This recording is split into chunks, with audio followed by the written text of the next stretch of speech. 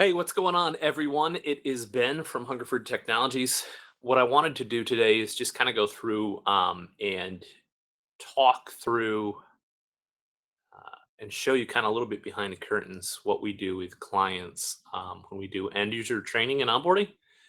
This is kind of a condensed, uh, not, it's kind of just a condensed general overview of the Webex calling training that we do with our customers, which normally we're customizing it a lot more to fit people's specific needs and kind of talk through options that meet what the customer is doing.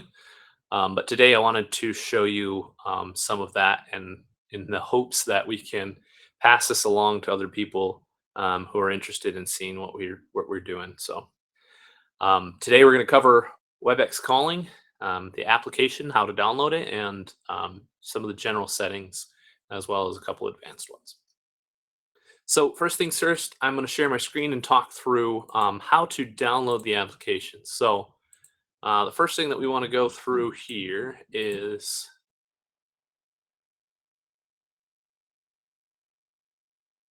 downloading the app. So from any internet browser, I can type in download Webex, press enter, and it's going to bring me here. So normally it's the first page that shows up. And from here, I have the option. So I can say download Webex. Most computers now are using Windows 64-bit. So choose that option. It's going to prompt you to download it. If you're on a Mac, you can go look in your system info and find what type of chip you're using. I think its options are Intel or M1. You also can download it on Apple and Android devices. You'll have access to it there. So the application looks like this. This is me signing into one of our trial accounts. And what I'm going to do is I'm going to just kind of walk through some of the options that you have available. So the first thing I like to start with is calling. You can see that this is kind of a test account, so there's not a lot of current calls or missed calls. I just kind of spun it up recently. So what I can do is type someone's name on our team, and I can see people who are available on the team. Green circle means they're available. The red box with an up arrow means they're presenting. So I can call someone on the team that way. I can type in someone's extension, or I can type in their full number. And then I'll also see the number that's assigned to this count. So you can see right here. What I'm going to do from here is I'm going to disconnect my device. I was connected to a video endpoint, so if I want to disconnect from a video endpoint, you'll see also video call and the audio call. So I have some options there. If I had desk phones or any other types of devices, I would also see them here as my preferred choice to call.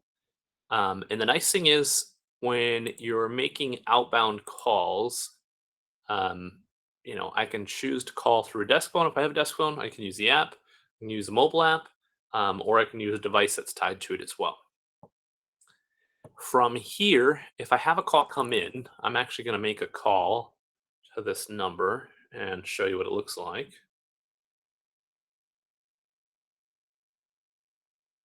It should pop up here. So you see it pop up. And you see the call coming in from the main attendant. Mute myself there. And when I pop it up here, it's going to show me some options as far as what I want to do with it. So if I click the three little dots, it's going to allow me to place it on hold. If I have group call park or call park set up, it's also going to allow me to park a call in a specific spot. From there, I can park a call and it will show up down here on the call retrieve options, or I can transfer it. If I click transfer, I can do consultative transfer, put someone's extension in or their number in or type their name in. And if I do consultative transfer, it's going to say, hey, Brett, I got so-and-so on the phone. Would you like to speak with them? Brett's going to say yes or no, and then I can transfer the call. I can also just blind transfer, type the person's name in or extension, click transfer, and it's automatically going to transfer that call to that person. And then from here, I also have some other options as far as,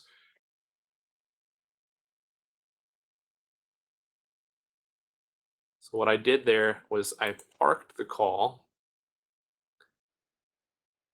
and then I picked it up. So let's say retrieve, it's going to bring it back here. And now I took that call off of the call park. So if I'm part of a call park group, I'll see a little alert flash on the bottom if I'm not already on the call. And it's going to allow me to retrieve the call from that call park group. I also can conference in multiple people. So if I wanted to transfer, if I wanted to conference in Kim, I'd search my contacts for Kim, I'd select Kim, I'd click on it, it would add her to the call or to a video call if I wanted to do a video call.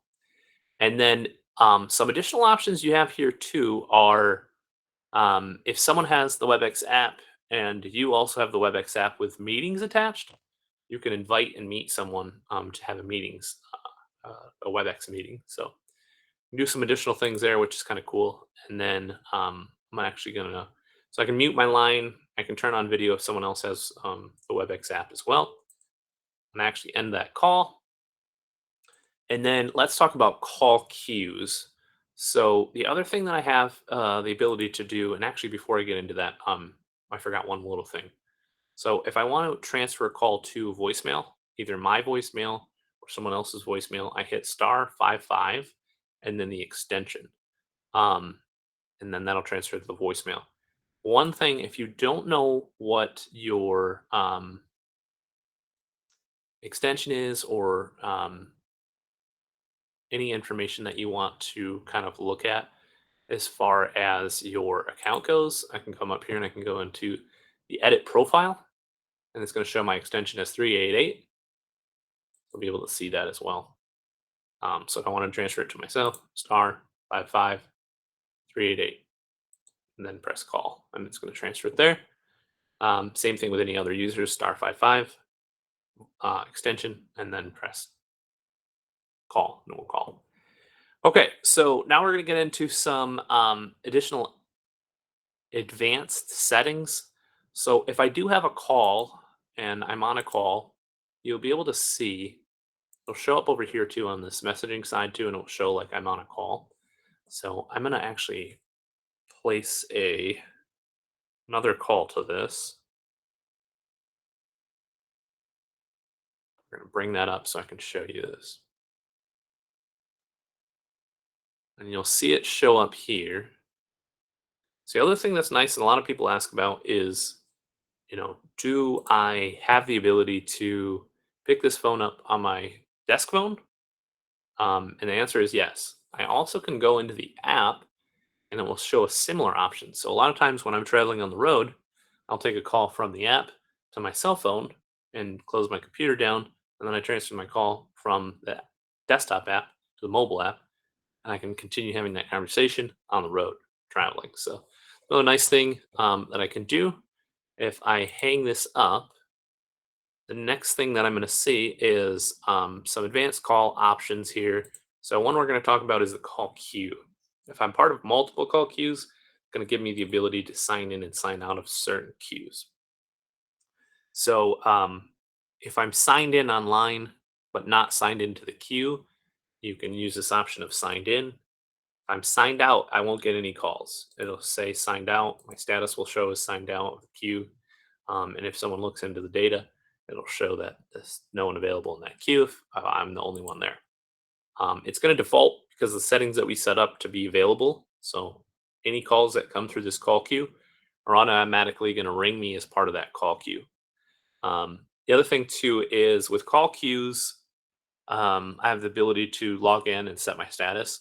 With hunt groups, I'm automatically available in those hunt groups. So a couple differences there. I also can come down and apply some other options. So one of the things that we can set up with the platform is single number reach and voicemail to email. And so a lot of times we collect that information ahead of time, and then we just turn on those settings for individuals. Well, one of the things that's really nice is if I come in here and I set up my call forward settings, Right now, it just says do not forward calls or forward to voicemail. I can also come in here and say open preferences and add someone else's number on my team, or I can add my cell phone or something else. Click in there, plus, add number, save it. And then it will allow me to, when I'm out on vacation, forward out to whoever my replacement is or whoever's helping support me, or whatever the options are. And I can do that. And then I just choose from the simple, easy drop down here, forward calls, select the option, and I'm all set and ready to go. I also have the ability to do call pickup, like I was talking about earlier. So if I park a call in a group park, or if I select that we want additional options here, I can say P1, P2, or something like that. A little flashing option will show up, and I can pick up and retrieve the call from those spots.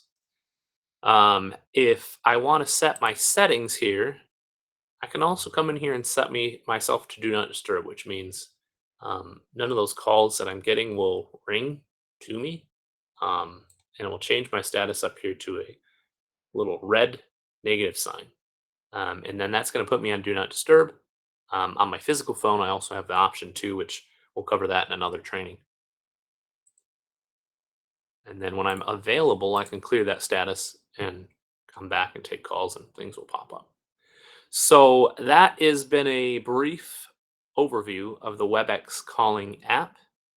The next training that we're going to do is on messaging.